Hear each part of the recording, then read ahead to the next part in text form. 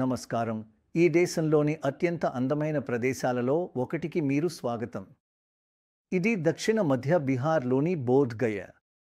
మరియు మనం ఈ అందమైన దృశ్యంలో మెట్టా బుద్ధరామ్ ఆలయంలో ఉన్నాము. మరియు మేము బీహార్ అంతటా ప్రయాణించి అన్ని సమయం రాజకీయాల గురించే మాట్లాడుతూ ఉన్నాము. కాబట్టి ఈ అరాజకీయ, పక్షపాత రహిత పరిసరంలో ఉండటం చాలా మంచిది. మాతో చేరినందుకు చాలా కృతజ్ఞతలు. ఈరోజు మనం బీహార్ ఎన్నికలు మరియు 2024 లోక్ సభ ఎన్నికలలో అఖిల భారత తుది ఫలితాల మధ్య సంబంధం చూడటానికి ప్రణాళిక వేశాము. మేము పాట్నా నుండి బోధ్ గయ వరకు బీహార్ అంతటా కొన్ని రోజులు ప్రయాణించి వందల మంది ఓటర్లు, పురుషులు మరియు మహిళలు, యువకులు మరియు వృద్ధులతో మాట్లాడాము. మరియు ఇది ఒక ఆసక్తికరమైన ఎన్నికలు. ఇందులో మీరు చూడగలరు, బీహార్లోని సాధారణ ఓటర్ చాలా సమాచారం కలిగి ఉండి, విశ్లేషణాత్మకంగా ఉండి, బహుశా ఈ దేశంలోని ఇతర రాష్ట్రాల కంటే మరింత అవగాహన కలిగి ఉంటారు. మొదట, బీహార్లో రాజకీయ ప్రాంతీయ విభజనను అర్థం చేసుకోవడం ముఖ్యం. బీహార్లో ఉత్తర భాగంలోని ఓటర్లు బీజేపీ లేదా ఎన్డీఏకు మరింత స్పష్టంగా మద్దతు ఇస్తారు. అలాగే బీహార్లో దక్షిణ భాగంలో భోజ్పూర్ మరియు మగధ ప్రాంతాలు యూపీఏ లేదా ఐఎన్డీఏకు మద్దతు ఇస్తాయి. ఈశాన్య మూలలో ముస్లిం ఓటర్ల శాతం అధికంగా ఉంది మరియు ఈ ప్రాంతం ఐఎన్డీఏ వైపు ఒలికించబడింది. గత లోక్ సభ ఎన్నికలలో ఎన్డీఏ ఊహించనిది, కాబట్టి ఎన్డీఏ 2019 మరియులో మళ్లీ అదే విజయం కోరుకుంటుంది. మరోవైపు లోక్ సభ ఎన్నికల తర్వాత 2020 రాష్ట్ర అసెంబ్లీ ఎన్నికలలో ఎన్డీఏ చాలా దారుణంగా జారిపోయింది.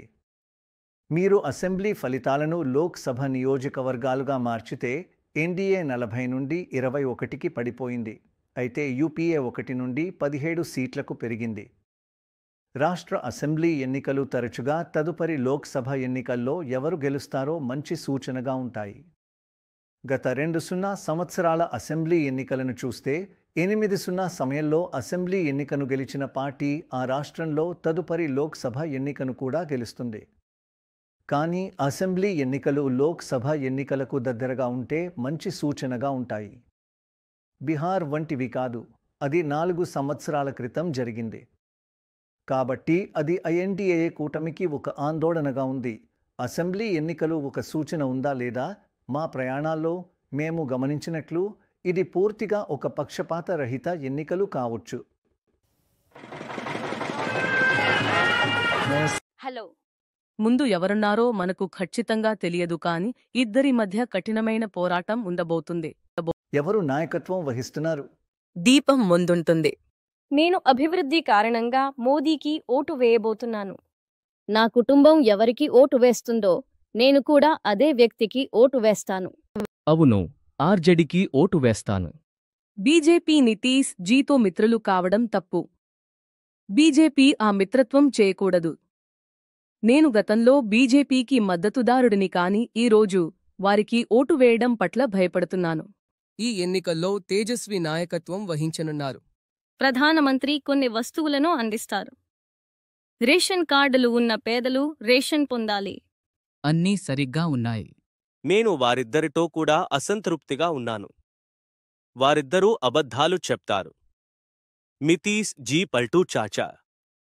కొన్నిసార్లు ఈ పక్క ఉంటారు, మరికొన్నిసార్లు ఆ పక్క, మరియు మరొకడు చాలా హామీలు ఇస్తాడు, కాని చివరకు మనకు ఏమీ రాదు. నితీష్ కుమార్ ఆలోచన నిజంగా బాగుంది, కానీ ఆయన తరచుగా మాట మారుస్తూ ఉంటారు ఇక్కడ అక్కడ. అతనిని ఎలా పిలుస్తారు? పాల్తూరాంగ్. అభివృద్ధి చేసేవారు ఎవరైనా సరే, వారు ఎన్నికల్లో గెలవాలని నా కోరిక. ఈ ఎన్నికల్లో ఎవరు ముందుంటున్నారు? మోదీ ప్రభుత్వం. మోదీ ప్రభుత్వం ముందంజ వేసిందా? అవును. ఎందుకు? అతను మంచివాడు. అతను చాలా మంచి వ్యక్తి. మోదీజీ యువత కోసం ఏమీ చేయలేదు, అందుకే ఆయనకు ఓట్లు అడగడానికి ఏ హక్కు కూడా లేదు. ఈ ప్రాంతంలో మరియు మొత్తం బీహార్లో ఎవరి అలా ఉంది? ఇక్కడ లాలూ గాలి వీస్తుంది. ఏ ప్రభుత్వమైనా సరే, ఎవరూ కూడా ధరల పెరుగుదలను నియంత్రించలేదు. ఈ ఎన్నికల్లో ఏ పార్టీ ముందంజ వేస్తుంది? జీతన్ రామ్ మాంఛీ. కఢాయి ముందుంటుంది. మోదీ ఉంటే అది సాధ్యమే, కాని ఆయన లేకుండా అది అసాధ్యం. ఎన్డీఏ కూటమి ముందంజ వేస్తున్నది. ఐఎన్డిఐఏ కూటమికి ఓట్లు లేవు. ఎవరైనా అభివృద్ధి మరియు రాజ్యాంగం గురించి చర్చిస్తే వారు రాముడు, ఆలయం, మతం గురించి కూడా మాట్లాడతారు. ఇక్కడ ఆర్జేడీ కూటమి ముందుంది. మీరు ఏమనుకుంటున్నారు? ఎవరు నాయకత్వం వహిస్తున్నారు? లాంతరు ముందుంటోంది. మోదీ దేశంలో అనేక మార్పులను తెచ్చారు, అందుకే ఆయన నాయకత్వం వహిస్తున్నారు. ఓటు నాది. కాబట్టి నాకు నచ్చిన పోటీదారుడికి నా ఓటును ఇస్తాను. ఇక్కడ నుండి రాహుల్ గాంధీ నాయకత్వం వహిస్తున్నారు. మీరు ఓటు వేయనున్నారా? నేను తప్పకుండా ఓటు వేస్తాను. నేను ఎందుకు ఓటు వేయకూడదు? మనకి ఈ అవకాశం 5 ఏళ్ల తరువాత వస్తుంది. కాబట్టి ఎవరో ఒకరికి నేను ఓటు వేస్తాను. దొరబ్, మనం చాలా మందిని కలిశాము మరియు అందరూ కేవలం బీజేపీ లేదా మోదీ అని మాట్లాడలేదు. కొంచెం వైవిధ్యం ఉంది. అవును, మీరు చెప్పినట్లుగా మేము ఒక ప్రాంతంలో ఉన్నాము. ఇది ఎన్డీఏ యొక్క పూర్తి పట్టును కలిగి ఉన్న ప్రాంతం కాదు. ఇది ఒక ప్రాంతం ఎక్కడ యూపీఏ లేదా ఐఎన్డీఏకి కొంత బలం ఉంది. దీని ఫలితంగా మేము విభిన్న అభిప్రాయాలు కలిగిన ప్రజలను కలిశాము. మరియు బిహారీలు రాజకీయాలలో చాలా నేర్పుగా ఉంటారు. అందువల్ల చాలా ఉద్రేకపూరిత చర్చలు జరిగాయి. మీరు చాలా ఉద్వేగభరితమైన చర్చలు జరిపారు.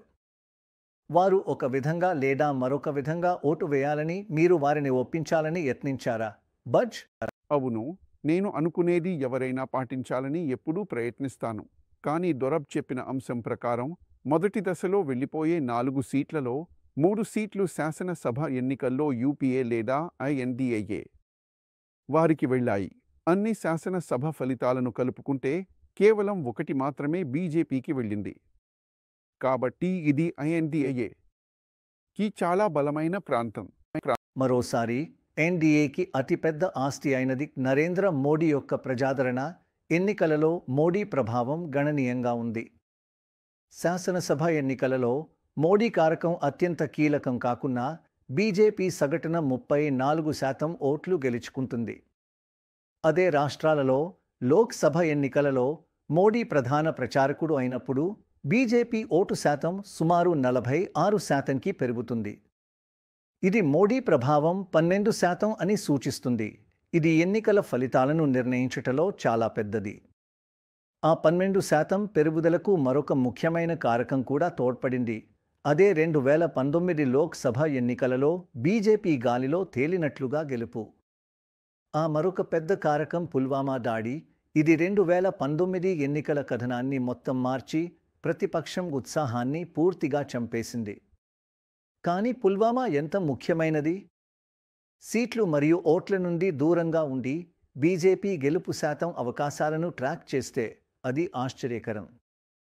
పుల్వామా ముందు బీజేపీ గెలుపు అవకాశాల శాతం ఎక్కువగా 70%, మళ్లీ ఎన్నికవుటకు 70% అవకాశం.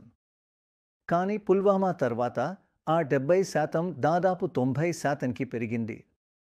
వారి గెలుపు అవకాశంలో అద్భుతమైన 19% మెరుగుదల. గమనించండి, ఇవి ఓటు శాతాలు కాదు, కానీ గెలుపు అవకాశాల శాతం. మా విశ్లేషణ ప్రకారం ఒకరు సుమారుగా అంచనా వేస్తే శుద్ధ మోడీ ప్రభావం బీజేపీ గెలుపు అవకాశాలను సుమారు 20% మెరుగుపరచడానికి సహాయపడింది. మరియు పుల్వామా ప్రభావం మరో 20% బీజేపీ గెలుపు అవకాశాలను అసాధారణమైన 90%కి పెంచుతుంది. కాబట్టి దొరాబ్, ఈసారి పుల్వామా లేదు, కానీ అయోధ్య ఉంది. అయోధ్య పుల్వామా వలె ఒకే విధమైన ఎన్నికల ప్రభావం కలిగించగలదన్న భావన మీకు ఉందా? అయోధ్య మరియు పుల్వామా మధ్య 2 ప్రధాన వ్యత్యాసాలు ఉన్నాయి. పుల్వామా సంఘటన ఎన్నికల ముందు జరిగింది. అది 9/11 వంటిది. అందువల్ల ప్రయోజనం తక్షణమే ఉంది. జాతీయ సంక్షోభం సమయంలో ఆ రోజుల్లో ఉన్న ప్రభుత్వానికి ప్రజలు సహాయం చేయడానికి ఎప్పుడూ ముందుకు వస్తారు. రామ మందిరం విషయం చాలా కాలం నుండి కుదురుతున్నది. అది జనవరిలో తెరిచారు. కాబట్టి ప్రభావం ఉండవచ్చు, కానీ అది ఒక్కతూతా పేలినట్టుగా ఉండే అద్భుతమైన, శక్తివంతమైన ప్రభావం కాదు. బజ్, మీరు ప్రజలతో మాట్లాడినప్పుడు అయోధ్య పెద్ద ప్రేరణ శక్తిగా మీరు అనుభవించారా లేదా అంతగా కాదా అని మీకు అనిపించిందా? ప్రజలు అయోధ్య గురించి చెప్పారు అనుకుంటాను, కానీ నేను దొరాబ్తో ఏకీభవిస్తున్నాను. అది ఆ అర్థంలో ఒక ప్రధాన శక్తి కాదు. కానీ మీరు ప్రధానమంత్రి ప్రసంగాన్ని చూస్తే, అలాగే ప్రజలు ప్రచారం చేసే తీరు చూస్తే, వారు మతం మరియు రామ మందిర్ వాడుకుంటున్నారు మరియు మీకు తెలుసు ఇది రామ నవమి సమయం మరియు ఇలాంటివన్నీ. ప్రస్తుతం బీహార్ రాజకీయాలు ఒక భారీ మార్పును చూస్తున్నాయి. పాత నాయకత్వం నుండి తేజస్వి యాదవ్, చిరాగ్ పాస్వాన్, అలాగే బీజేపీ ఉప ముఖ్యమంత్రి సమ్రాట్ చౌధరీ వంటి కొత్త యువ నేతల వైపుకు మారుతుంది. మేము వారిలో ప్రతి ఒక్కరినీ మాట్లాడినప్పుడు ఒకరు మరొకరు కంటే అధిక ఆకర్షణీయత కలిగి ఉన్నారు. కానీ మొదట పాత నాయకత్వం ఇప్పుడు ఎందుకు అంతగా ప్రాసంగికం కాదు? దుర్భాగ్యకరంగా మొదటగా ప్రముఖ నాయకుడు రామ్విలాస్ పాస్వాన్ మరణించారు. నితీష్ కుమార్ మేము కలిసి స్థానిక జేడీయూ కార్యాలయంలో చూసినప్పుడు చాలా బలహీనంగా ఉన్నారు. అలాగే లాలూకి కూడా వారు చాలా తీవ్రంగా అనారోగ్యంతో ఉన్నారు. కానీ పాత నాయకత్వంలో మిస్టర్ మోదీ ఉన్నారు. ఆయన ప్రసంగాలు, ఆయన వాగ్ధాటి ఇప్పటికీ అంతే ఆకర్షణీయంగా బలమైనదిగా ఉంది మరియు ఆయన విషయవస్తువు కూడా ఇప్పటికీ అంతే ఆక్రమణాత్మకంగా ఉంది. आता मोदी आणि लालूमधील तो जुना वाद आजही सुरू आहे. लालू या काळात कुठलीही मुलाखती देत नाहीत, पण खूप दिवसांच्या गॅपनंतर त्यांनी दिली आणि पटनामध्ये आमच्याशी बोलले. మోదీ మరియు లాలూ మధ్య ఆ పాత వివాదం ఇప్పటికీ కొనసాగుతుంది. లాలూ ఈ రోజుల్లో ఎవరికీ ఇంటర్వ్యూలు ఇవ్వడం లేదు. కానీ చాలా సమయం తరువాత ఆయన ఒక ఇంటర్వ్యూ ఇచ్చారు మరియు పాట్నాలో మాతో మాట్లాడారు. 34 ఏళ్లు మీరు రకరకాల ఆరోపణలు, కేసులు భరించారు మరియు మీరెప్పుడూ బీజేపీలో చేరలేదు. ఒకవేళ మీరు బీజేపీలో చేరి ఉంటే మీ అన్ని కేసులు మీరు సంతోషంగా ఉండేవారు. మీ సమస్యల్లో సగం పరిష్కారం అయ్యేవి. మీరు పక్షాలు మారలేదు ఎందుకు? నేను నిర్ణయించాను, నాతో ఏమి జరిగినా, నాకు ఏ శిక్ష వచ్చినా, నేను ఎదుర్కొనే బాధలు ఏమి ఉన్నా, నేను ఎప్పుడూ బీజేపీతో లేదా అలాంటి బీజేపీ నరేంద్ర మోదీలతో కలిసి పని చేయలేదు కూడా. మేము వారిని నాశనం చేయబోతున్నాము. నేను అనారోగ్యంతో ఉన్నా కూడా నాకు బాగుందని, మేము వారిని ఓడిస్తామని అనిపిస్తుంది. నా కుమారుడు తేజస్వి యాదవ్ చాలా కఠినంగా పనిచేస్తున్నాడు. ఈ ఎన్నికల సమయంలో ఈ మండుటెండలో రోజుకు 4 నుండి 5 ర్యాలీలు ప్రసంగిస్తున్నాడు. కాబట్టి మనకు బీహార్ నుండి మంచి ఫలితాలు వస్తాయి. మీరు ఎందుకు చేరరు? మోదీతో మిత్రులు కాలేరు? ఎందుకు కాదు? అతనొక మంచి రాజకీయవేత్త కాదు. అతను మతపరంగా ఉండి అతని పదవీ కాలంలో దేశం చీలికలు పొందింది. దేశం విభజన అంచున ఉంది. అందుకే నేను అనేక నాయకులతో, చాలా పెద్ద జాతీయ నాయకులతో కూటమి కుదుర్చుకున్నాను. నేను ప్రధాన మంత్రులను కూడా చేశాను. నేను 2 ప్రధాన మంత్రులను చేశాను. కానీ నేను అతని లాంటి మనిషిని ఎప్పుడూ చూడలేదు. మోదీ జీ మీరు సలహా అడిగితే, లాలూ జీ నాకు సలహా ఇవ్వండి అని అడిగారంటే మీరు ఏ సలహా ఇస్తారు? నేను వారికి ఇచ్చే సలహా ఇది ఉంటుంది: దయచేసి కదలండి, ఇది చాలు. మనం లాలును ఎన్నేళ్లుగా తెలుసుకున్నాక ఇంతకాలానికి తరువాత అతన్ని చూడడం చాలా అద్భుతంగా ఉంది. మీరు అతని ఇంట్లో ఒక ఆవును పాలు పెట్టే రోజుల్లో అతను చాలా బలహీనంగా ఉండేవాడు కాదు కదా? కానీ నేను అనుకున్న దానికంటే అతను చాలా బలంగా ఉన్నాడు. నిజంగానే అతను స్పష్టమైన మనస్థితితో ఉన్నాడు. అతను మళ్లీ సాధారణ స్థితికి వచ్చేశాడు. మీరు అనుభవించినట్లు మోదీ మరియు లాలూ మధ్య ఈ ఆక్రోశం ఇంకా నేటికీ కొనసాగుతుందా? బాగా పాత విషయమే అది. ఆయన తన ప్రకటనలో మళ్లీ తెలిపారు తను అతన్ని బయటకు పంపించాలని ఉందని. కానీ ఆయన ప్రచారం మొదలు పెట్టబోతున్నానని కూడా చెప్పారు, ఇప్పటికే చేసినట్టుగా. ఆయనకు అదే ప్రభావం ఉండి నిజంగా తాను కోరుకున్నంతగా ప్రచారం చేయగలరా అన్నదే ప్రశ్న. మోదీ వర్సెస్ లాలూలో వైరుధ్యం మీరు గమనించవచ్చు. మోదీ తన ప్రసంగంలో ఎన్నిసార్లు జంగల్ రాజ్ మరియు అవినీతి అని పునరుక్తి చేస్తారో అది లాలూ మరియు రాబ్రీ రాష్ట్రాన్ని నడిపిన కాలానికి సూచన. ఈ రోజు యువ ఓటర్ ఎన్డీఏకి భారీ విజయం వైపు మరింత ముందుకు సాగడానికి కీలకంగా ఉన్నారు. దేశవ్యాప్తంగా జరిగిన 2019 ఎన్నికలలో పెద్ద ఓటర్లు ఎన్డీఏకి అత్యధిక మార్పు ఇచ్చారు. అది యువ ఓటర్ల బీజేపీకి ఇచ్చిన మార్పు కంటే దాదాపు 2 పట్టు ఎక్కువ. యువ ఓటర్ల మార్పు సుమారు 5% చుట్టూ ఉండగా పెద్ద ఓటర్ల బీజేపీకి మార్పు అధికంగా 9% ఉంది. మేము చాలా యువ ఓటర్లతో మాట్లాడాము. వారి ప్రధాన ఆందోళన ఉద్యోగాల లేమి మరియు ఉపాధి. ఇది తేజస్వి తనకు తానుగా ఒక బ్రాండ్ని స్థాపించుకున్న ప్రాంతం. గత నెలలో మేము నరేంద్ర మోదీ రూపం ఆధారంగా బీజేపీకి మా ఓటు వేశాము. కాని ఇప్పుడు నమ్మకం భగ్నమైంది. ఈసారి మేము రాహుల్ గాంధీకి మా ఓటు వేయనున్నాము. ఈసారి మార్పు కోసం మనం ఓటు వేయబోతున్నాము. ఎందుకంటే యువత కోసం ప్రభుత్వం ఎక్కువగా ఏమీ చేయలేదు. మార్పు అల ఇక్కడ వచ్చేసింది. అవును, ఇది మార్పు యొక్క అల. మీరు ఇద్దరైనా లేక మొత్తం ప్రాంతమా? లేదు, ఇప్పుడు మీరు మగధ ప్రాంతం అంతటా తిరుగుతారు. దాని గురించి మీకు ఒక అవగాహన వస్తుంది. కుమార్ సర్వజీత్ ఆ స్థానం నుండి గెలుస్తున్నారు. మీరు యువతను అడిగితే వారు మార్పు జరగాలని చెప్పుతారు. ఇప్పుడు విడుదల అయిన ప్రకటనలో యువత కోసం ఏమీ లేదు. నేను ఇప్పటికీ ఉద్యోగం లేనివాడిని. ప్రస్తుతం నేను పోస్ట్ గ్రాడ్యుయేట్ విద్యార్థిని. 4వ సెమిస్టర్ పూర్తి చేసి ఇప్పుడు నేను ఒక పోటీ పరీక్షకు సిద్ధం అవుతున్నాను. మీరు అనుభవిస్తున్న ప్రధాన సమస్యలు ఏమిటి మరియు మీరు వాటిని ఎలా చర్చించాలనుకుంటున్నారు? నిరుద్యోగం. ఈ ఎన్నికల్లో ఉద్యోగం అత్యంత ముఖ్యమైన అంశం అని చెప్పడానికి మీ చేతులు పైకి ఎత్తండి. ఉద్యోగం మరియు అవినీతి 75%. కాంగ్రెస్ కాలంలో చాలా ఉద్యోగాలు ఉండేవి కాని బీజేపీ పాలనలో అంతగా లేవు. చదువుకున్న యువత ఉద్యోగాలు లేక నిరుద్యోగంగా ఉన్నారు. అందువల్ల ప్రతి విభాగం కోసం ఖాళీలను ప్రకటించాలి. కానీ అలా జరుగుతున్నది కాదు. చదువుకున్న తరువాత కూడా ప్రజలు ఉద్యోగాలు లేక నిరుద్యోగస్తులుగా ఉన్నారు. మోదీగారు ఉపాధి గురించి మాట్లాడాలి. మందిరం గురించి ఎందుకు మాట్లాడుతున్నారు? ఇది ఉపాధి గురించే ఉండాలి. నిరుద్యోగం ఉంది. డ్రైనేజీ మరియు రోడ్లు కూడా లేవు. బీహార్లో యువత నిరుద్యోగంతో ఉన్నారు. వారికి ఉద్యోగం కావాలి, వారికి ఆహారం కావాలి. అందువల్ల ప్రజలు ఈ సమస్యలను ఇప్పుడు ఎదుర్కొంటున్నారు. మరియు ఈ అభివృద్ధి అలలు ప్రభుత్వాన్ని ఒత్తిడికి గురిచేస్తాయి. వారు కేవలం కులం ఆధారంగా పోరాడలేరు. వారు ఏదో సార్థకమైన పని చేయాల్సి ఉంటుంది. ఇక్కడ నిరుద్యోగం ఒక పెద్ద సమస్య. మన అనేక సోదరులు పని కోసం బీహార్ బయటకు వెళ్తున్నారు. ఈ ప్రభుత్వం పదవీ కాలంలో నేను నిరుద్యోగం మరియు ధరల పెరుగుదలను మాత్రమే చూశాను.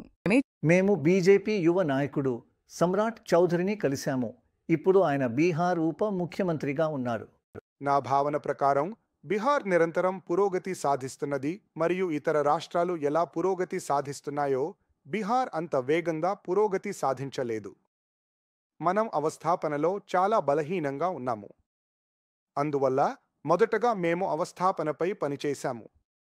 బీహార్ ఒక రాష్ట్రం ఉంది ఎక్కడ 95% బడ్జెట్ కోసం మేము ప్రభుత్వం మీద, కేంద్ర ప్రభుత్వం లేదా రాష్ట్ర ప్రభుత్వం మీద ఆధారపడుతున్నాము, ఎందుకంటే మా సొంత ఆదాయం లేదు. బీహార్ విభజన సమయంలో ప్రధాన ఆదాయ వ్యవస్థ ఝార్ఖండ్తో పాటు వెళ్లిపోయింది ఎందుకంటే వారికి అదనపు బడ్జెట్ ఉంది మరియు దానికి ముందు ఏ ప్రణాళిక లేదు. లాలూ పాలన సమయంలో ఏమి ప్రతికూలంగా మారిందో అది ఏమిటంటే ఆయన ప్రణాళిక చేయలేదు. అది అంతా పాటలు మరియు నృత్యాలు మరియు వారి పాలన గురించి. వారు పేదల కోసం పనిచేస్తున్నామని చెప్పేవారు కానీ నిజానికి వారు ఒక్క విషయం కోసం మాత్రమే పనిచేసేవారు, దానికంటే ఎక్కువ ఏమీ చేయలేదు.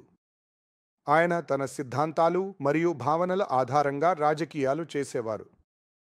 నేపాల్ నీరు బీహార్ కోసం శాపం, అందువల్ల ఉత్తర బీహార్లో నిర్మాణంపై దృష్టి ఉంది. ఇప్పుడు మేము డబుల్ ఇంజన్ సర్కార్ను ఏర్పరచడంతో మేము ఉత్తర బీహార్లో మూసివేయబడిన 9 చెరుకు ఫ్యాక్టరీలను పునఃప్రారంభించగలిగాము మరియు అది ఇథనాల్ ప్లాంట్ ఆధారంగా ఉంది. మేము వ్యవసాయ భూముల నుండి వ్యర్థాలను ఉపయోగించగలిగాము. కానీ నా నమ్మకం ఏమిటంటే బీహార్ మారింది మరియు భవిష్యత్తులో ఇంకా మారుతుంది. బీహార్ అభివృద్ధి చెందుతుంది. ఒక్క విషయంలో నేను మీకు హామీ ఇస్తాను, నేను తరువాతి 20 ఏళ్ల పాటు సక్రియ రాజకీయాల్లో ఉంటాను మరియు ఈ 20 ఏళ్లలో బీహార్ భారతదేశంలోని అగ్ర రాష్ట్రాలలో ఒకటిగా ఉంటుంది. మొత్తంగా ఈ యువకులు సాధిస్తున్నది ఇది ఒక పెద్ద మార్పు. అవును, అది నిజం మరియు మీరు ఇతర రీతుల్లో కూడా దాన్ని గమనించవచ్చు. అంటే రాజీవ్ ప్రతాప్ రూడి, రవిశంకర్ ప్రసాద్ వంటి వారికి టికెట్లు ఇచ్చినా వారు ఇప్పుడు ఆట నుండి బయటపడ్డారు. పార్లమెంట్లో 20 సంవత్సరాలుగా రాజకీయాల్లో ఉన్నవారిని మోదీ గారు నెమ్మదిగా వారిని పక్కన పెడుతున్నారు. కాబట్టి మీరు 3 పార్టీలు కూడా 40 లేదా 50లో ఉన్న వ్యక్తులను అభ్యర్థులుగా నియమిస్తున్నారని చూడవచ్చు.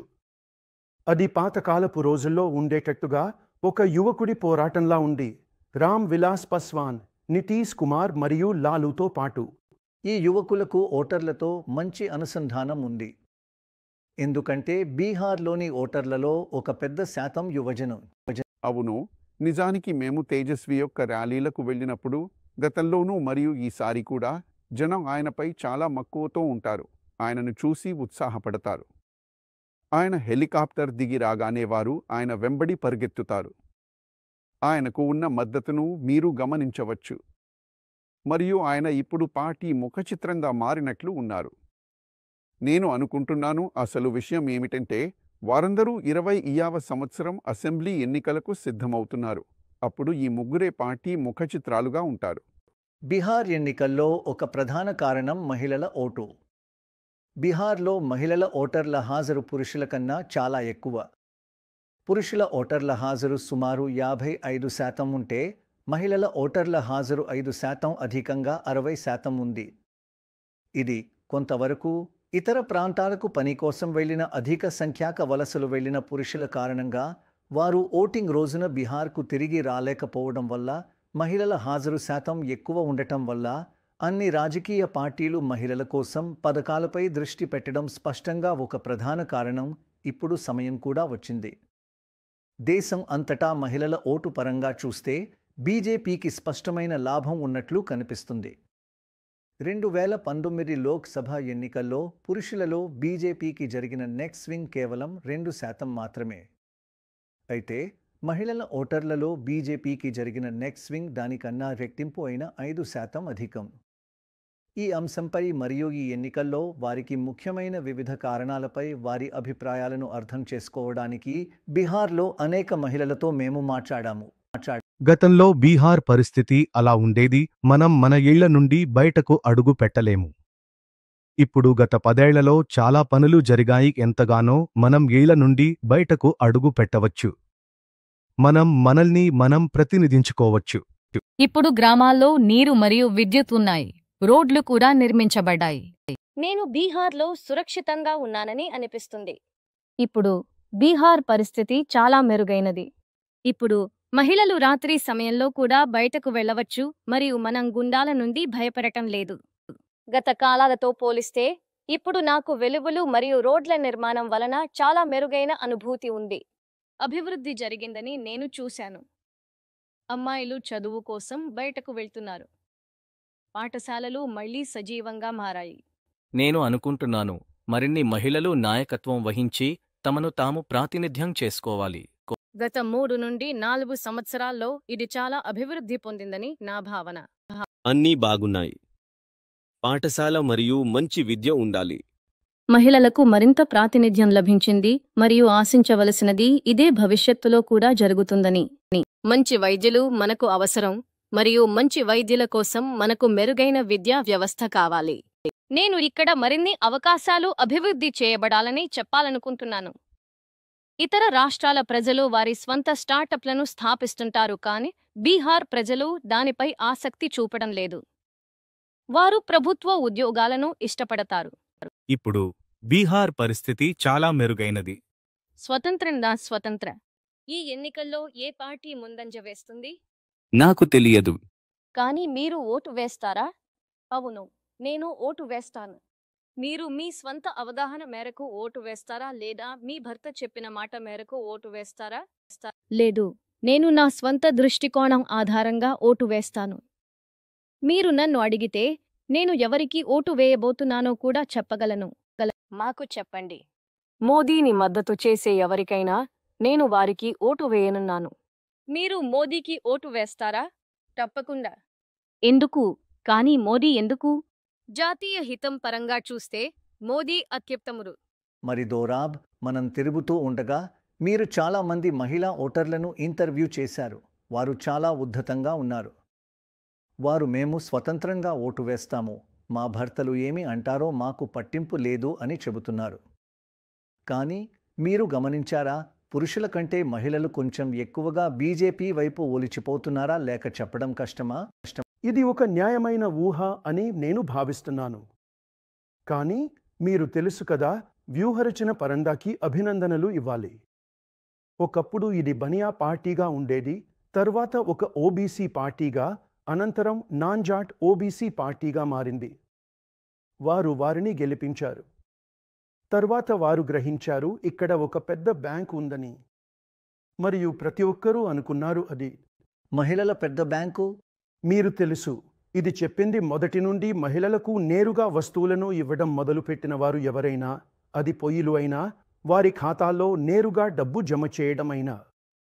కాబట్టి వారు దాన్ని గుర్తించి దాని గురించి ఏదో చేశారు.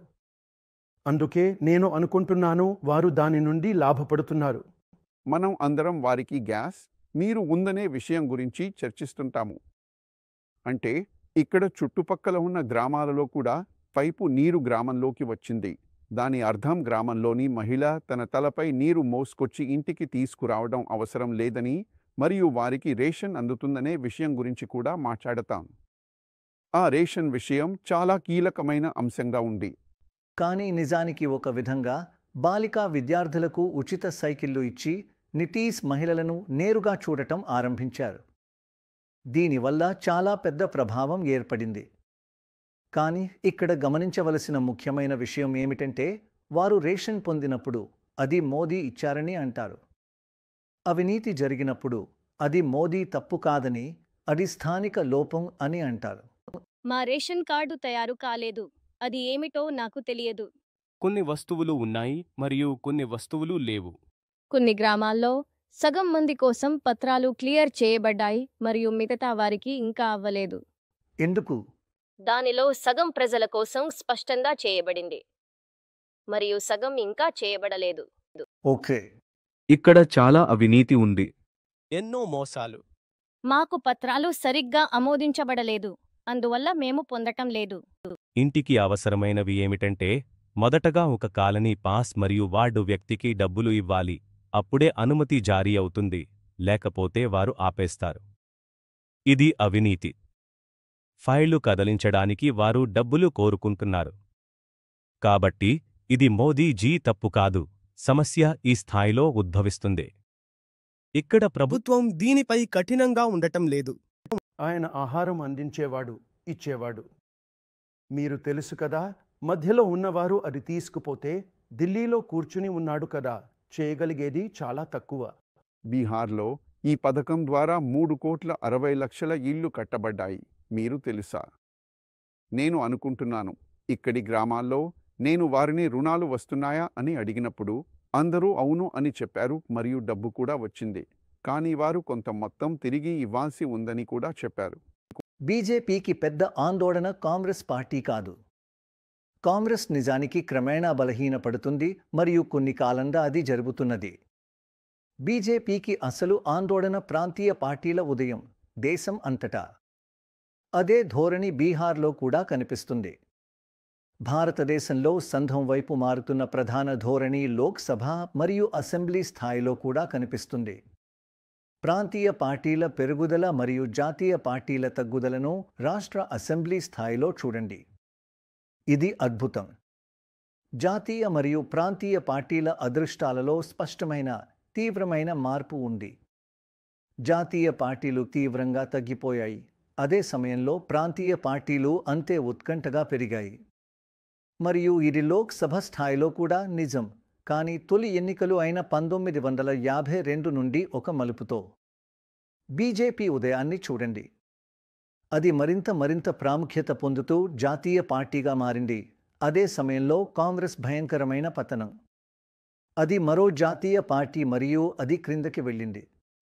1952 నుండి ఒక జాతీయ పార్టీ ఉదయం మరొక జాతీయ పార్టీ పతనం వల్ల జరిగింది. ప్రాంతీయ పార్టీల మద్దతులో ఏదైనా తగ్గుదల వల్ల కాదు. నిజానికి ప్రాంతీయ పార్టీలు క్రమేణా కాలక్రమేణా పెరిగాయి. సంఘీకరణం కేంద్రీకరణానికి లొంగలేదు. ఇదే ధోరణి బీహార్లో కూడా స్పష్టంగా ఉంది. ఇక్కడ ప్రాబల్యం కలిగిన పార్టీలు నితీశ్ కుమార్ యొక్క జేడీయూ మరియు లాలూ మరియు తేజస్వి యాదవ్ యొక్క ఆర్జేడీ. అదనంగా మరో యువ ప్రాంతీయ నాయకుడు చిరాగ్ పస్వాన్ ప్రతిరోజు మద్దతు పొందుతూ ఉన్నారు. మేము చిరాగ్ పస్వాన్తో బీహార్లో తరువాతి తరంతో మాట్లాడాము. మేము మీ నాన్నగారిని చూడటానికి, ఆయనతో మాట్లాడటానికి మరియు కఠినమైన ఇంటర్వ్యూలు ఇవ్వటానికి వచ్చేవాళ్ళం మరియు మీరు ఎప్పుడూ అక్కడే ఉండేవారు. మరి ఆయన అన్న విలువైన మాటలు ఇప్పుడు మీకు గుర్తుకు వస్తున్నాయా? అవి చాలా అర్థవంతమైనవిగా ఉండేవి. అవును, మీరు తెలుసు కదా, నేను అంటున్నది ఏమిటంటే, ఎవరైనా అతన్ని అడిగితే, మీరు తెలుసు కదా అతను ఎలా తయారు చేస్తున్నాడు, మీరు తెలుసు కదా, మరియు ఆ రాజకీయ చిట్కాలు ఏమిటి అతనికి భవిష్యత్తు కోసం ఇస్తున్నారు అన్ని. అందుకు అతను ఒక ప్రసిద్ధ సామెతను ఉంచుకున్నాడు. అతను దాన్ని పదే పదే చెప్పేవాడు, చేపలకు ఈదడం ఎలా అనేది నేర్పించరు అని. ఇది నాకు చాలా ధైర్యం ఇచ్చేది, ఎందుకంటే అతను నాకు తప్పులు చేయడానికి స్థలం ఇచ్చేవాడు. మీరు తెలుసు కదా, మరియు అతను ఎప్పుడూ ఇలా అనేవాడు, నేను కాగితం బరువు వంటివాడిని. మీరు వెళ్ళి మీ పని చేయండి మరియు మీరు తప్పులు చేసినా నేను ఉండి దాన్ని సరిదిద్దుతాను. మీరు తెలుసు కదా, ఇది నేను అతని తర్వాత నిజంగా మిస్ అయ్యే ఒక విషయం. ఒక ప్రశ్న ఉంది. నితీశ్ ఇక్కడ అధికారంలో ఉండి 20 సంవత్సరాలు అయ్యింది. ఆ సమయంలో మీ అందరితో కలిసి గడిపారు. మీరు అనుభవిస్తున్నారా ఈ కాలంలో బీహార్ వాస్తవానికి తగినంతగా అభివృద్ధి చెందిందని? నిజానికి నేను నమ్ముతాను ఎప్పుడూ మెరుగుదలకు అవకాశం ఉంటుందని. ఎల్లప్పుడూ ఎల్లప్పుడూ ఎల్లప్పుడూ మెరుగుదలకు అవకాశం ఉంది మరియు చాలా బాగా చేయవచ్చునని. ఈ మాటలను నేను నిజాయితీగా చెబుతున్నాను. అయితే అవును, నా రాష్ట్రంలోని వ్యంగ్యాత్మకత గురించి నేను నమ్ముతాను మరియు ఇప్పుడు నేను దానిని మరింత నమ్ముతున్నాను, ఎందుకంటే ఇప్పుడు నేను దానితో సంబంధించి ఉన్నాను. మరియు మా ప్రధాని డబుల్ ఇంజిన్కి సర్కార్ గురించి మాట్లాడినప్పుడు దాని అర్థం ఇప్పుడు నాకు తెలుసు. నేను సంసద్ సభ్యుడిని అయినందున నేను కూడా దీనిని ఎదుర్కొన్నాను, ఎందుకంటే నా రాష్ట్రంలో నేను చాలా కాలం ప్రతిపక్షంలో ఉన్నాను. కేంద్రంలో ప్రభుత్వంతో ఉన్నాను, కానీ నా రాష్ట్రంలో ప్రతిపక్షంలో ఉన్నాను.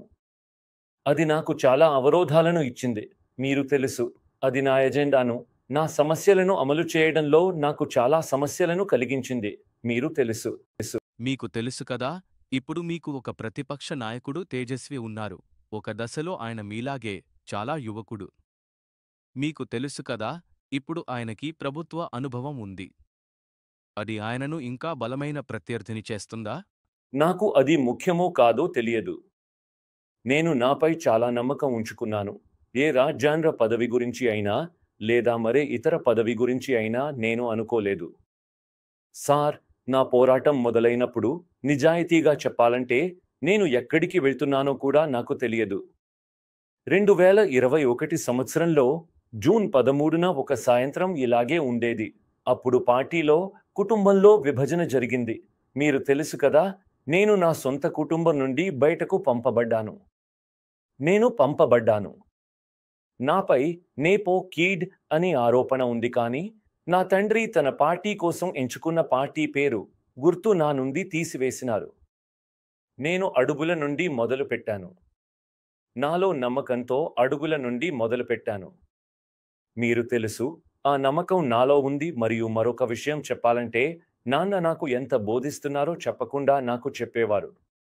మీరు తెలుసు, కష్టకాలంలో మీకు చుట్టూ ఏమి జరుగుతున్నాయో అర్థం కాకపోతే ప్రజల దగ్గరికి వెళ్ళండి. మీరు తెలుసు, వారి వద్దకు చేరుకోండి మరియు వారే మీకు దారి చూపుతారు. సో దొరప్, చిరాగ్ పస్వాన్ గురించి మీరేమనుకుంటున్నారు? చాలా నిజాయితీగా మరియు బహిరంగంగా ఉన్నారా?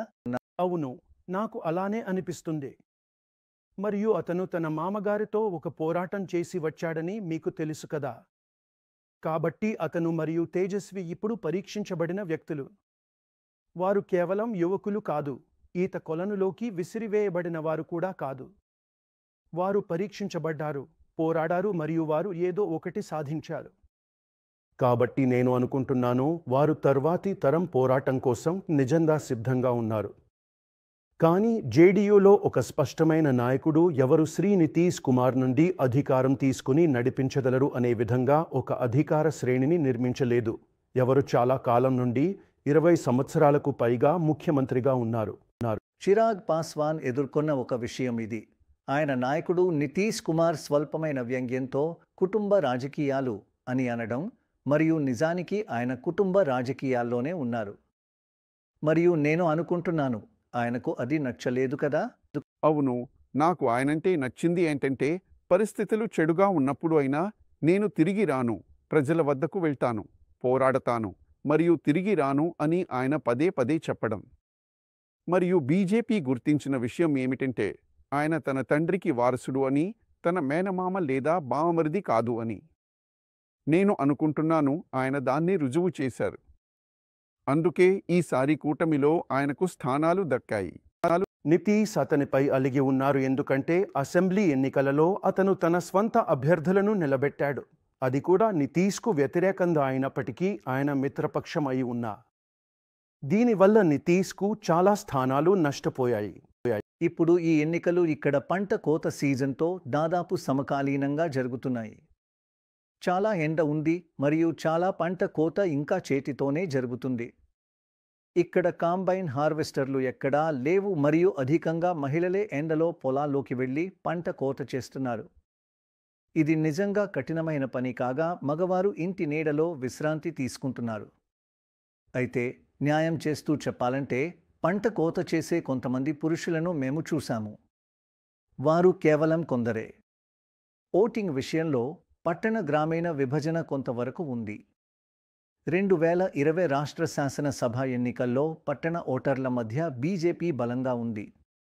పట్టణ ప్రాంతాలలో ఎన్డీఏ 43% ఓట్లు గెలుచుకుంది మరియు గ్రామీణ ప్రాంతాలలో వారు గణనీయంగా 7% తక్కువ ఓట్లు పొంది కేవలం 36% ఓట్లు గ్రామీణ ప్రాంతాలలో గెలుచుకుంది. యూపీఏ కూడా పట్టణ ప్రాంతాలలో బాగా చేసింది, కానీ చాలా చిన్న అంతరం. ఆ అంతరం కేవలం 3%. ఇప్పుడు గ్రామీణ ప్రాంతాల ఉపేక్షను పంట కోయిచు మహిళలతో మాట్లాడితే స్పష్టంగా అర్థమవుతుంది. వారి జీవితాలు తీవ్రమైన పేదరికం మరియు కష్టాలలో మునిగి ఉన్నాయి. మీరు ఉదయం ఇక్కడికి ఏ సమయంలో వస్తారు? నేను ఉదయం 8 గంటల నుండి 10 గంటల వరకు పని చేస్తాను. సరే, ఉదయం 8 గంటల నుండి 10 గంటల వరకు. మరి సాయంత్రం గురించి ఏమిటి? సాయంత్రం నేను 3 గంటల నుండి 6 గంటల వరకు పని చేస్తాను. కేవలం మహిళలే పనిచేస్తారా? అవును. లేదు, పురుషులు కూడా పని చేస్తున్నారు. కానీ ఇక్కడ పురుషులు పనిచేస్తున్నాన్ని నేను చూడలేకపోతున్నాను. మీ భర్త ఏం చేస్తారు? అతను కూలీగా పనిచేస్తాడు. మీరు చదువుతున్నారా? నేను 11వ తరగతిలో ఉన్నాను. మీరు 11వ తరగతిలో ఉన్నారు. దాని తర్వాత మీరు ఏమి చేయనున్నారు? నేను నీట్ చేయాలని ఉంది. అతను ఎలా చేస్తాడు? మనం అతని కలలను ఎలా నెరవేర్చగలం? మనకు డబ్బులు లేవు. మరి మనం దీన్ని ఎలా సాధిస్తాం? చాలా వరకు మహిళలే పనిచేస్తారు. పురుషులు అంతగా పని చేయరు కదా? మహిళలు ఎక్కువ పని చేస్తారు. అందుకు కారణం ఏమిటి? నేను ఇక్కడకు మధ్యాహ్నం 3 గంటలకు వస్తాను మరియు రాత్రి 7 గంటలకు వెళ్ళిపోతాను. మరియు మీరు ఈ అన్ని పనులు చేస్తారా? అవును. మీరు దీన్ని ఎన్ని నెలల్లో ముగిస్తారు? ఈ రాత్రికి దీన్ని ముగిస్తాను. మీకు అలసట రాదా? నేను ఏం చేయాలి? నేను పొలంలో కూలీగా పనిచేయాలి. అందువల్ల నాకు సంపాదన ఉండి ఆహారం కొనుక్కోవచ్చు. మీరు అలసిపోతారా? నేను అలసిపోయాను. రోజంతా పని చేస్తాను. మీ పని సమయాలు ఏమిటి? నేను ఇక్కడికి ఉదయం 3 గంటలకు వస్తాను. ఉదయం 3 గంటలకు? అవును, ఉదయం 3 గంటలకు లేదా 4 గంటలకు. మరియు మేము రాత్రి 8 గంటలకు వెనుకకు వెళ్తాము. మీరు చీకటి పడగానే సుమారు రాత్రి 8 గంటల సమయంలో వెనక్కి వెళ్తారా? మీరు పంట కోత సీజన్ తరువాత ఏం చేస్తారు? మనం ఇంట్లోనే ఉండాలి. మీరు ఇంకా ఏవైనా పనులు చేస్తారా? సంపాదించడం కష్టమేనా? నాకు పని దొరికితే ఖచ్చితంగా నేను పని చేస్తాను. ఏ రకమైన పని? రోజు కూలీ కార్మికుడు. దీనిలో నుండి మీరు ఎంత సంపాదిస్తారు? మనకు గోధుమలు మరియు బియ్యం వంతులు వస్తాయా? మరి మీరు ఇవన్నీ పూర్తి చేసేసిన తరువాత అప్పుడు నేను 20 కిలోలు తీసుకుంటాను. మనం పని చేయకపోతే ఆహారం ఎలా సంపాదించుకోగలం? మేము నలుగురు సోదర సోదరీమణులం. చదువుకుంటున్నది కేవలం నేను మాత్రమే కాదు, వాళ్ళు కూడా చదవాలి. మేము చాలా పేదవాళ్లం. త్వరలోనే మనకు సాగు చేయడానికి స్థలాలు ఉండబోవు. భవనాలు నిర్మించబడుతున్నాయి మరియు అప్పుడు మనం గోధుమలు మొదలైనవి పండించలేము. ఒక ఎరువు ప్యాకెట్ ధర 400 రూపాయలు. అందులోనూ మునుపు మనం 50 కిలోగ్రాములు పొందేవాళ్లం కాని ఇప్పుడు కేవలం 45 కిలోగ్రాములే. రైతుగా ఉండడంలో ఏమీ లాభం ఉంది? నేనొక కూలీ, రైతు కూలీ. ఈ పొలాల తప్ప నాకు మరేమీ లేదు. నాకు సంపాదించి తిండి దొరకాలన్నది తప్పనిసరి. మీరు రైతుగా నమోదు చేసుకోలేదా? నేను ఫారం నింపాను. కానీ అది స్వీకరించబడలేదు. అసలు సమస్య ఏమిటో నాకు తెలియదు మరియు దాన్ని స్వీకరించడానికి ఎక్కడికి వెళ్లాలో కూడా తెలియదు. మనం ఇక్కడ మన పనిని వదిలి ఆఫీసుల చుట్టూ తిరిగితే మనం ఏం తినగలం? పర్లేదు, మోదీజీ మంచి పని చేశారు. మాట్లాడటం బాగుంది. మీరు ఆ ప్రజలను, ఆ తీవ్రమైన ఎండలో పనిచేస్తున్న మహిళలను చూశారు. వారు కేవలం అద్దెదారులు. వారు కోసిన దానిలో కొంత వాటా మాత్రమే పొందుతారు. తరువాత అక్కడ ఉద్యోగ అవకాశాలు లేవు, ఆదాయం సంపాదించే అవకాశాలు కూడా లేవు. అవును, మరియు మరొక విషయం మరచిపోకండి. వారిలో చాలామంది భర్తలు పట్టణాలలో ఉంటూ కేవలం కొన్నిసార్లు మాత్రమే పంట కోత సమయానికి తిరిగి రాగలరు.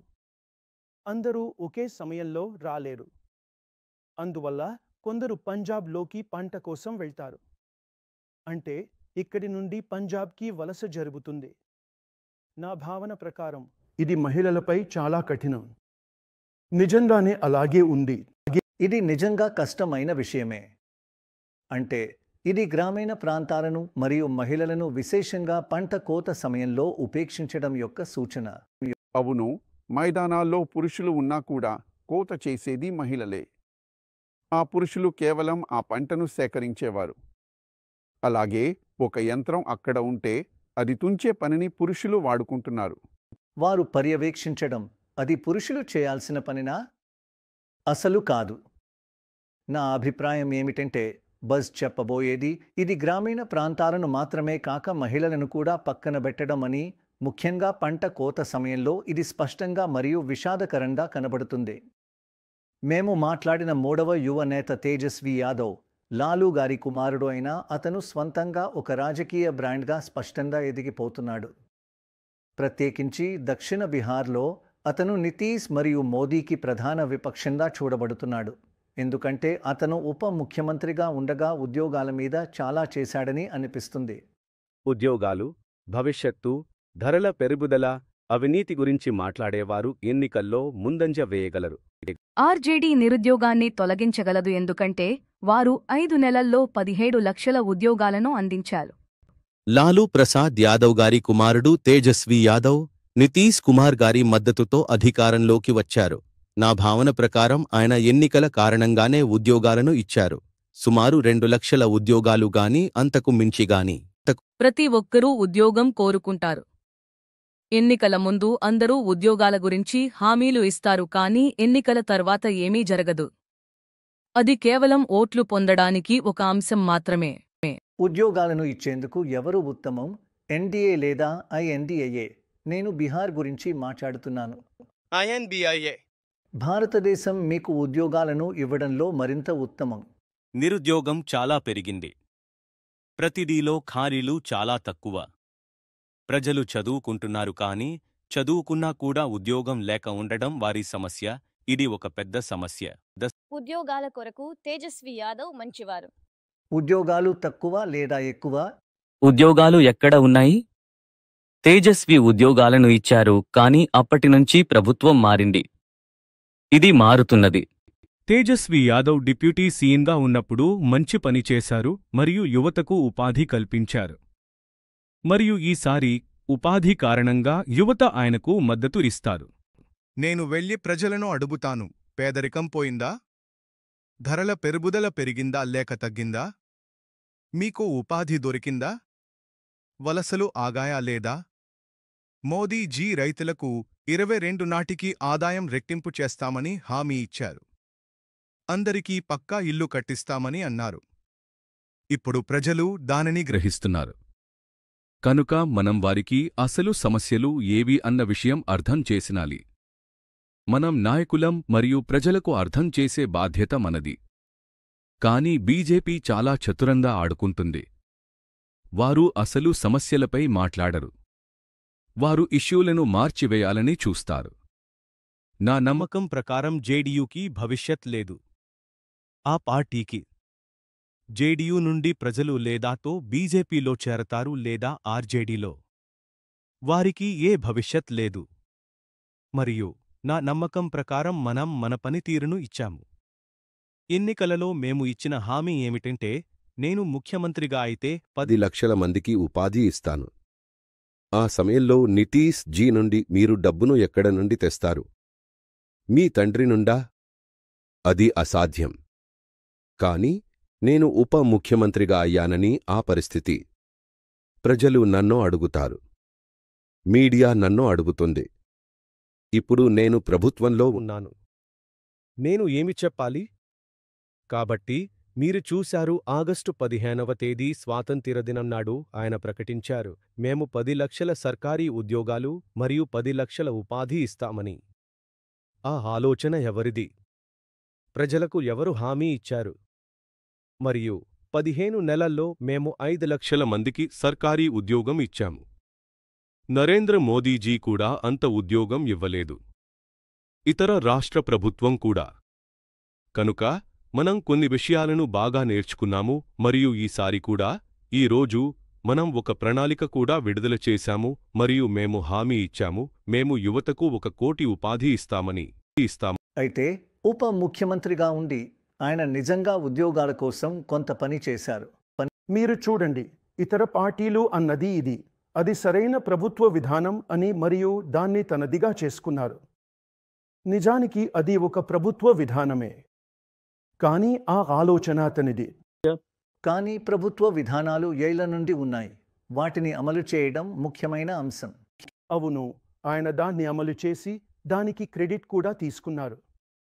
నిజానికి బీజేపీ నాయకుడు అన్నారు, మీరు తెలుసు కదా, అన్ని మా విధానాలు అయినా ఆయనే అవి సొంతం చేసుకుని తన పేరుతో అనుసంధానం చేసుకున్నారు. కాబట్టి ప్రజలు అన్నారు, ఆయనే మాకు ఉద్యోగాలు ఇచ్చిన వ్యక్తి. నేను మీకు అడగాలనుకుంటున్నాను, ఆయన కేవలం జననాయకుడు మాత్రమే కాదు. ఆయనకు కొన్ని పాలనా నైపుణ్యాలు కూడా ఉన్నాయి. మరియు ఓటర్లు దీని గురించి చాలా మాట్లాడారని మీరు గమనించారా?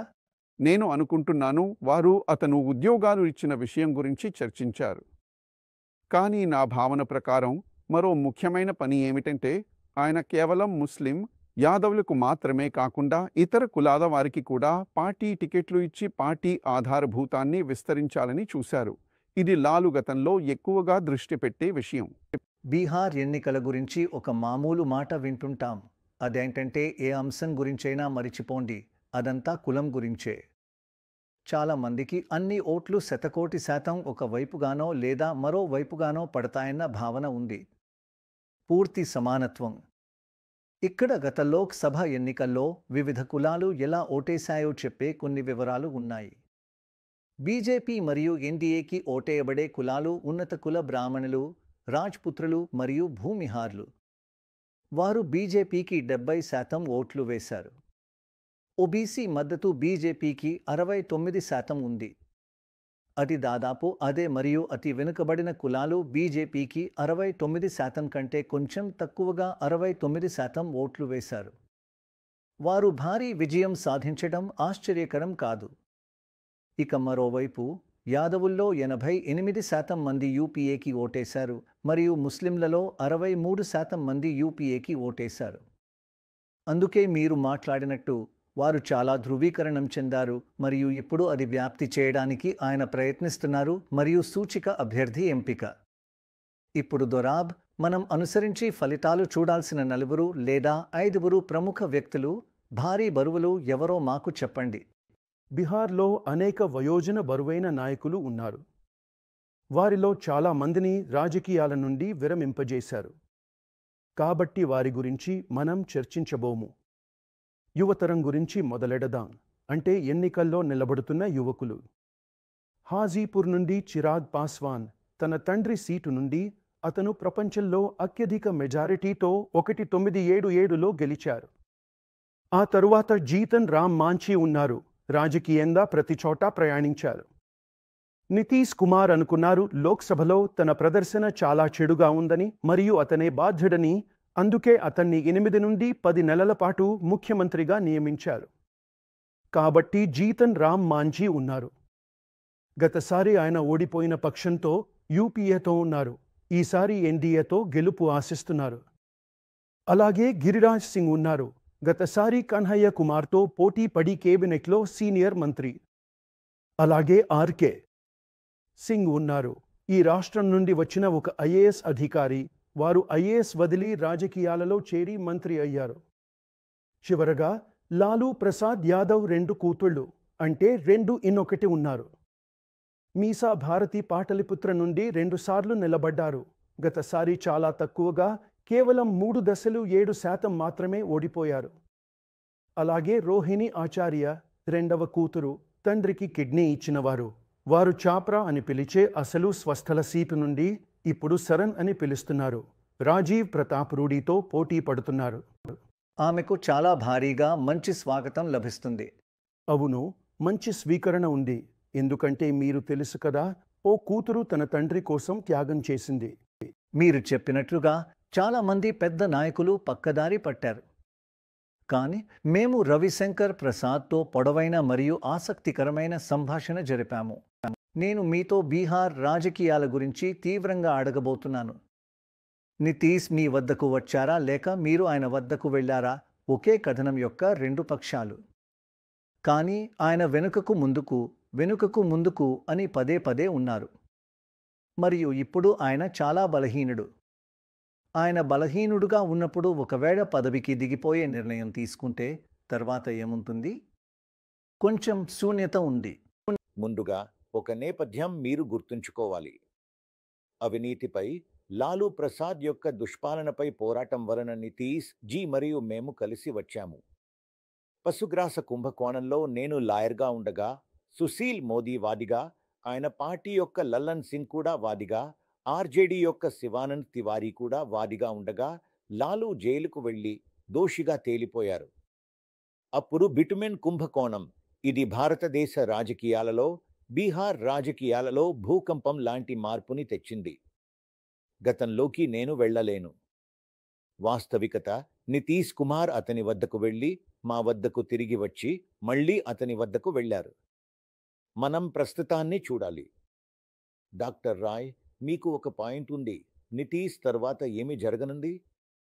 ఇది ఊహాత్మక ప్రశ్న. మాకు ఒక ఊహాత్మక జవాబు ఇవ్వండి. అవును, ఊహాత్మక జవాబు నేను ఇవ్వలేను. నితీష్ జీ అక్కడ ఉన్నారు. ఆయన తన పార్టీ గురించి ఏ నిర్ణయం తీసుకుంటారో, ఎవరు వస్తారో.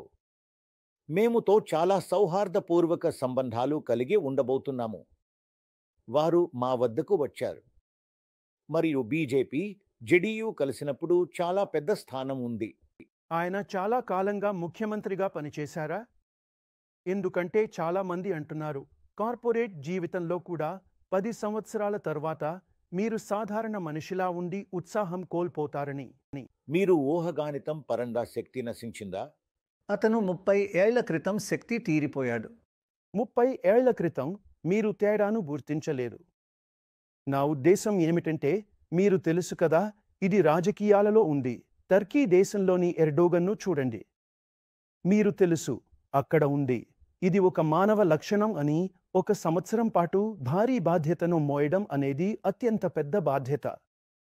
మీరు తెలుసు, అది ఒక వ్యక్తిపై ఒత్తిడిని కలిగిస్తుంది, అంతే సాధారణంగా. మరియు అతను ఇప్పుడు దాదాపు 20 ఏళ్లుగా అక్కడ ఉన్నారు. మీరు చూడండి, మనం స్పష్టంగా ఒక విషయం గుర్తించాలి. నితీష్ కుమార్ గారికి కనీసం ఆయన పదవీ కాలం 25 నుండి 10 వరకు, 11, 12, 9 వరకు ఆయన భారీ మెజారిటీతో గెలిచారు. ఇదంతా ఆయన చేసిన మంచి పనులు, చట్టం మరియు క్రమశిక్షణ, ఇతర అభివృద్ధి పనుల వల్లే. ఆర్జేడీ మరియు మా మధ్య రాజకీయ ఆటపాటలు జరిగినవి. దాన్ని నేను ఖండించలేను. కానీ కొత్త ప్రారంభం జరిగింది. నితీష్ కుమార్ గారి తరువాత ఏమవుతుందో ఆయన పార్టీ గురించి నేను నేడు ఊహించలేను. అది ఆయన మరియు ఆయన పార్టీ తీసుకోవలసిన నిర్ణయం. చివరకు అసలు అంశం ఏమిటి? ఈసారి బీహార్లో ఎవరు గెలుస్తున్నారు? అభిప్రాయ సర్వేలు ఏమి చెప్తున్నాయి? అభిప్రాయ సర్వేల సగటు సర్వే ప్రకారం బీహార్లోని 40 సీట్లలో 33 సీట్లలో ఎన్డీఏకి స్పష్టమైన విజయం అని అంచనా వేయబడింది. అది పోల్ ఆఫ్ పోల్స్. 1980 నుండి అఖిల భారత సర్వేల ఖచ్చితత్వ రికార్డు ప్రకారం అవి 73% సమయంలో విజేతను సరిగ్గా చెప్తున్నాయి. ఇంకా కొంత సమయం ఉంది మరియు పోస్టర్లు ప్రేమించే ఆలస్యమైన మార్పు సాధ్యత ఎప్పుడూ ఉంటుంది. ఏ విధంగా అయినా అవును, మీరు చెప్పినది సరైనదే. ఎందుకంటే మోదీ గారు కొంతకాలంగా తన పార్టీకి తాను 370 స్థానాలు స్వంతంగా సాధించాలని మరియు కూటమికి 400 కంటే ఎక్కువ స్థానాలు వచ్చేలా ఆశిస్తున్నారు. అది నిజంగా గమనార్హమైన విషయం. బీహార్ వారికి చాలా కీలకం. అంటే యూపీ తర్వాత ఇక్కడ వారు గరిష్టంగా సీట్లను గెలుచుకున్నారు. 40లో 49. అవును. వారు తమ లక్ష్యం 370 చేరుకోవాలంటే ఏదైనా కోల్పోవడాన్ని వారు అస్సలు అనుమతించుకోలేరు. సరే, ఇది కౌంట్ డౌన్ బీహార్ కోసం. మేము భారతదేశంలోని ఇతర రాష్ట్రాల కౌంట్ డౌన్లతో తిరిగి రాబోతున్నాము. మళ్ళీ మాతో చేరండి. ఈరోజు మాతో ఉండినందుకు ధన్యవాదాలు.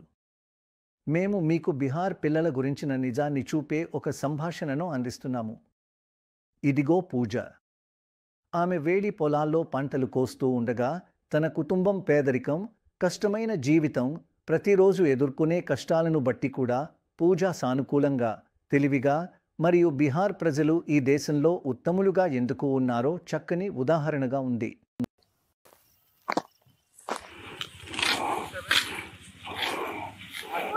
మీరు సమస్త భారతదేశానికి ఆహారం అందిస్తారా? అవును. చాలా బాగుంది. మీరు కూడా పని చేస్తున్నారా? అవును. మరియు మీరు పని చేయట్లేదా? అవును, నేను కూడా పని చేస్తున్నాను. మీరు పని చేస్తున్నారు. ఆమె నా తల్లి. అతను నా సోదరుడు మరియు అతను నా మేనల్లుడు. నా తండ్రి ఒక గొల్లవాడు మరియు ఆయన బయట నివసిస్తున్నారు. అతను ఎంత దూరం వెళ్తాడు? అతను పాట్నా వరకు వెళ్తాడు. నిజమా? అతను కాలినడకన నడుస్తూ ఉంటాడు మరియు రాత్రి సమయంలో అతను ఎక్కడ ఉన్నా ఆ గ్రామంలోనే నిద్రిస్తాడు. సంవత్సరం అంతటా అవును. అతను ఎన్నిసార్లు తిరిగి వస్తాడు? అతను అక్కడ 6 నెలలు మరియు ఇక్కడ 6 నెలలు ఉంటాడు మరియు గొర్రెలను కాపాడుతాడు. అప్పుడు అతను ఇక్కడికి తిరిగి రావడం జరుగుతుంది మరియు రాత్రి వేళలో ఇంట్లో ఉంటూ మరలా పగలు గొర్రెలను కాపాడుతూ ఉంటాడు. మీరు పాఠశాలకు వెళ్ళారా? అవును. ఈ సంవత్సరం నేను 10వ తరగతి పరీక్షలు రాశాను. నేను అర్థం చేసుకున్నాను. అందుకే మీరు చాలా తెలివైనవారు. చాలా బాగుంది. నేను ఈ సంవత్సరం 11వ తరగతిలో ప్రవేశం పొందాలి. నేను అర్థం చేసుకున్నాను. దాని తరువాత మీరు ఏం చేయనున్నారు? నేను చదువుతాను. అయితే దాని తర్వాత మనం చదువులను వదిలివేయాల్సి ఉంది ఎందుకంటే మనకు చదువుల కోసం డబ్బులు లేవు. అది కష్టమేనా? ఇది చాలా కష్టం. ఎందుకంటే మేము 4 సోదరీమణులం. 4 సోదరులు మరియు సోదరీమణులు. ఎంతమంది సోదరులు మరియు ఎంతమంది సోదరీమణులు? 2 అన్నలు మరియు 2 చెల్లెళ్ళు. వీరిద్దరూ నా అన్నలు. మరియు ఒక చెల్లెలు ఇంట్లో ఉంది. ఆమె చిన్నది. ఆమె మీకు ఇబ్బంది కలిగిస్తుందా? లేదు, ఆమె చేయదు. పిల్లలు చదువుకోవాలి. అవును. దాని తర్వాత మీరేం చేయబోతున్నారు? 12వ తరగతి ముగించాక మీరేం చేయబోతున్నారు? నేను బిఎడ్లో ప్రవేశం పొందుతాను. ఇంకేం చేస్తాను? బిఎడ్లోనా?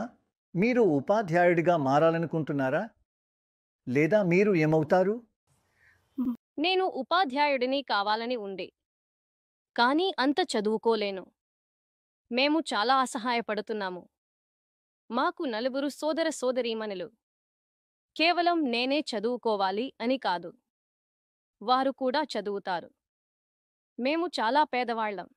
ఇది చాలా డబ్బును ఖర్చు చేస్తుంది. ఇది చాలా ధనాన్ని ఖర్చు చేస్తుంది. మనం ఇంట్లో అన్నిటికీ డబ్బులు చెల్లించాలి. మీరు ఎక్కడ నివసిస్తున్నారు? అవును, ఈ భవనంలో. అక్కడ ఒక గ్రామం ఉంది. రాంపూర్. రాంపూర్ గ్రామంలో. నేను అర్థం చేసుకున్నాను. మరి పంట వేయబడలేదన్నప్పుడు ఆ మధ్యకాలంలో మీరు ఏం చేస్తారు? పంట లేకపోతే మేము ఇంట్లోనే ఉంటాము. మరి మీరు అప్పుడు సంపాదించలేరా? లేదు, మేము 2 సార్లు మాత్రమే పంట కోత చేస్తాము. అది కూడా వరికి మరియు గోధుమలకు. అవును. మేము పచ్చ పెసలు కోసే ప్రయత్నం చేస్తున్నాము, కానీ అది సరిగా జరగడం లేదు. దాని పరిమాణం చాలా తక్కువ. ఓహ్, ఎందుకు? మన డబ్బు వాంఛించిన డిమాండ్ల వల్ల బ్లాక్ అవుతుంది. మనం చాలా అన్వేషించాలి, దానికి చాలా డబ్బు ఖర్చవుతుంది. నీళ్ళకి కూడా మనం డబ్బు చెల్లించాలి. నీరు కూడా డబ్బులు పడుతుందా? ప్రతిదీ డబ్బుల అవసరం ఉంటుంది. అవును, డబ్బు. ప్రతిదీ డబ్బుతోనే. మరి మనం ఎంతవరకు చేయగలము? మీరు 18 ఏళ్ల కంటే చిన్నవారు. ఈసారి మీరు ఓటు వేయలేరు. లేదు, నేను 15 సంవత్సరాల వయసున్నాను. 15 సంవత్సరాలు. మరి మీరు? 8 సంవత్సరాలు. 8 సంవత్సరాలు. మరి మీరు? 13 సంవత్సరాలు. 10 ఏళ్ళు వయస్సు. ఓ వావ్! నీ గ్రామంలో ఎవరు ముందుంటారు? అమ్మా, నీకు తెలుసా? ఎవరు ముందుంటారు? రాజకీయ నాయకులకు తెలుసు. నాకు తెలియదు. ప్రజలు కూడా ఎవరు గెలుస్తారో తెలుసుకోవాలి. ఒక అవకాశం ఉంటే లాలూ యాదవ్ గెలుస్తారు. అవును, ఇప్పుడు అది అతని అల మీద ఉన్నారు. నీ రోజు ఎప్పుడు ప్రారంభమవుతుంది? ఉదయం నా తల్లి 4 గంటలకు వస్తుంది. నేను 6 గంటలకు వస్తాను. ఇక్కడికి రాకముందు నేను ఆహారం వండుతాను. ఇక్కడ 6 గంటలకు? అవును. మీ తల్లి ఇక్కడ 4 గంటలకు ఉంటారా? అవును. ఏమిటి? అవును, అందరూ ఈ సమయంలో ఇక్కడికి పంట కోసుకునేందుకు వస్తారు. ఎండ పెరిగినప్పుడు అంటే 9 గంటలకు మేము బయలుదేరుతాము. అర్ధరాత్రి సమయంలో? అవును. మేము 9 గంటలకు బయలుదేరి 3 గంటలకు తిరిగి వస్తాము. సరే. చాలా వేడిగా మారినప్పుడు? అవును. ఇది నా మేక. ఇది పారి, ఆమె దాని పిల్ల. క్షమించండి, మీరు ఏమి అడిగారో నేను సరిగా గ్రహించలేదు. దయచేసి మీ అభ్యర్థనను పునః ప్రస్తావన చేయగలరా? మీరు ఏమి కోరినా నా సత్తా మేరకు సహాయం చేయడానికి నేను సిద్ధంగా ఉన్నాను. సరైన వివరణ ఇవ్వండి మరియు సహాయం చేయగల అంశాలపై వివరాలు తెలియపరచండి. కాలం పట్టించుకోకుండా నాణ్యమైన అనువాదానికి శ్రమించండి. అనువాదంలో సంఖ్యలను కూడా తెలుగు పదాలలో మాత్రమే అనువదించండి, తెలుగు లిపిలో అంకెలను కాకుండా. ముఖ్యంగా అనువాదంలో మూల వాక్యానికి సమానమైన పదసంఖ్యతో ఉండేలా ఖచ్చితంగా చూడండి. నేను ఆమెకు పేరు పెట్టాను. ఆమె పేరు పరి. మరియు నా తల్లి తన తల్లికి పేరు పెట్టింది. సరే, చాలా బాగుంది. మీరు ఎప్పుడు తిరిగి వెళ్తారు? ఇప్పుడేనా? లేదు, 6 లేదా 7 గంటల సమయంలో. 6 గంటలా లేక 7 గంటలా? అవును, చీకటి పడగానే? అవును, కొంచెం చీకటి పడగానే. మరి మీరు దీనిలో ఎంత పొందుతారు? ఇది మార్చబడుతుంది. మీరు గోధుమలు తీసుకుంటారా? డబ్బులు కాదా? లేదు, మేము గోధుమలు తీసుకుంటాము. మేము ఆహారంగా స్వయం ఉపయోగం కోసం గోధుమలను తీసుకుంటాము. మీరు దాన్ని ఆహారం కొరకు తీసుకోండి, సరేనా? మీరు ఎక్కడి నుండి వచ్చారు? నేను ఢిల్లీ నుండి వచ్చాను. మీరు ఢిల్లీ నుండా? ఢిల్లీ నుండి. అవును. మీ ఇంటి ఢిల్లీలో ఉందా? అవును. నాకు ఢిల్లీలో ఒక ఇల్లు ఉంది. నేను అనుకున్నాను మీరు ఎక్కడో నుండి వచ్చారని. కాదు, నేను ఎన్నికలను కవర్ చేయడానికి ఢిల్లీ నుండి వచ్చాను. మీరు ఢిల్లీ నుండి వచ్చారా? సరే. ఈ ఇల్లు మంచి స్థలంలో ఉంది. అవును, అది పట్టణమైనా ఇప్పుడు అది నగరంగా మారుతోంది. ఇప్పుడు అది ఒక నగరంగా మారుతోంది. కానీ అలా అయితే మనకు వ్యవసాయం చేయడానికి స్థలం ఉండదు. భవనాలు నిర్మించబడుతున్నాయి కాబట్టి మనం గోధుమలు పండించలేము. ఇక్కడ ఇళ్ళు నిర్మించబడతాయి. అవును, అదంతా సాగు భూమి, కానీ ఇప్పుడు నిర్మాణ పనులు జరుగుతున్నాయి. ఈ ప్రదేశం శాంతంగా అడవిగా ఉండేది. మేము కూడా ఇక్కడికి రావడం భయపడేవాళ్ళము. సరే, కానీ ఇప్పుడు కాదు. మేము ఇప్పటికీ భయపడుతున్నాము. మనం ఎలా భయపడతాం? ఇదంతా ఇప్పుడు గ్రామం కదా. సరి అయినది. సరి అయినది. ఇప్పుడు బయట నుండి కూడా ప్రజలు ఇక్కడికి వస్తున్నారు. జపాన్ నుండి కూడానా? అవును, వారు ఇక్కడికి వస్తారు. వారు ఇక్కడ అన్వేషించి నివసిస్తారు కూడా. వారు ఇక్కడ ఉంటారా? అవును, ఈ హోటల్స్ చూడండి, వాళ్ళు అక్కడ ఉంటారు. ఈ ఆంగ్ల పాఠాన్ని అసలు అర్థం మరియు సందర్భం కాపాడుతూ తెలుగులోకి అనువదించండి. అనువాదం సహజంగా, సంభాషణాత్మకంగా ఉండాలి మరియు అనువాదం మొత్తంలో గౌరవపూర్వకమైన, అధికారిక స్వరం ఉంచండి. అనువాదంలో ఏవైనా ఆంగ్ల పదాలు చేర్చకండి. అవసరమైతే అర్థవంతమైన సందర్భం కొరకు వాక్యాలను పునఃసంఘటించండి. దయచేసి దీనికి క్లారిటీ, చదవడానికి సులభత మరియు సాంస్కృతిక తగినతను దృష్టిలో ఉంచండి. మీకు సమయం తీసుకుని అధిక నాణ్యతగల అనువాదాలను అందించండి. అనువాదంలో ఏవైనా సంఖ్యలను జోడించకండి.